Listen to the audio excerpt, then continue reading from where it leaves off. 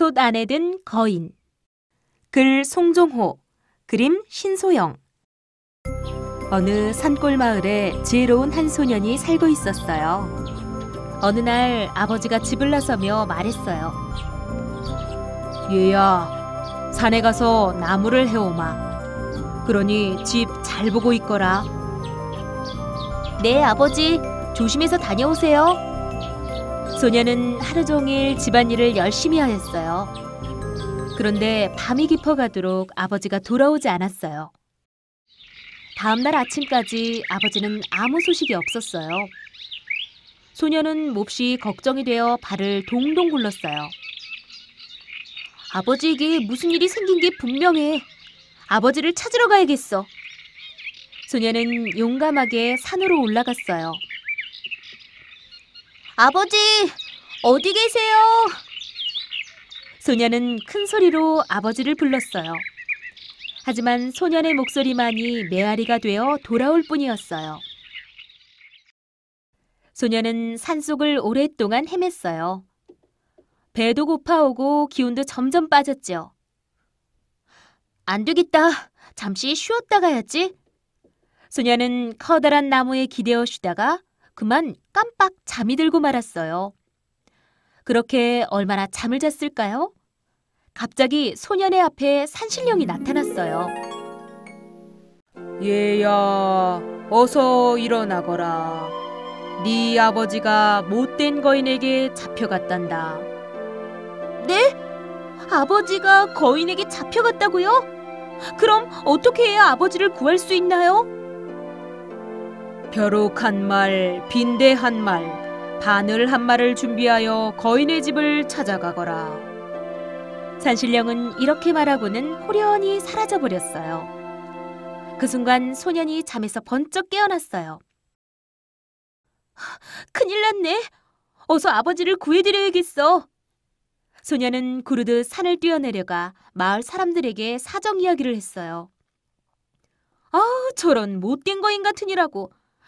우리가 도와주마. 어서 가서 아버지를 구하렴.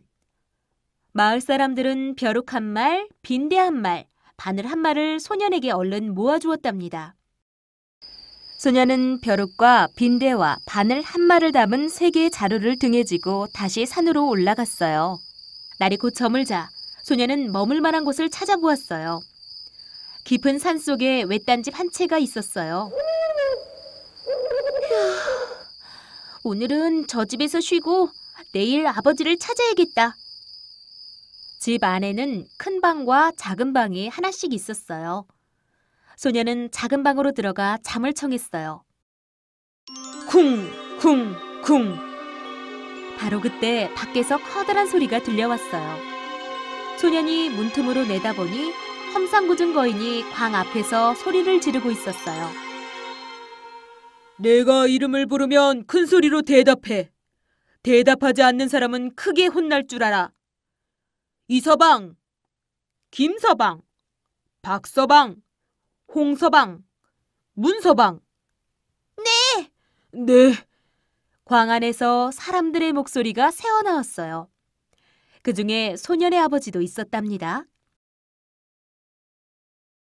거인은 이름을 다 부르자 크게 하품을 하며 중얼거렸어요. 한 사람도 도망치지 않았군. 이제 한숨 자고 일어나 볼까? 거인은 큰 방으로 들어가더니 눕자마자 드르렁 드르렁 코를 골았어요. 소년은 기회는 이때다 하고 거인의 방에 벼룩 한 말을 풀었어요. 얼마 뒤 거인은 온몸을 벅벅 긁으며 방에서 뛰쳐나왔어요. 아이고 가려워. 웬 벼룩이 이렇게 득실거린다. 거인은 한참 동안 벼룩을 털어내느라 야단이었어요. 그러더니 이번에는 마루에 벌러덩 누워 또 잠이 들었어요. 소년이 다시 빈대 한 말을 몰래 풀었어요. 빈대는 꼬물꼬물 거인의 몸 위로 올라가 마구 물어뜯기 시작했어요. 어이구 가려워. 빈대 때문에 잠을 잘 수가 없군.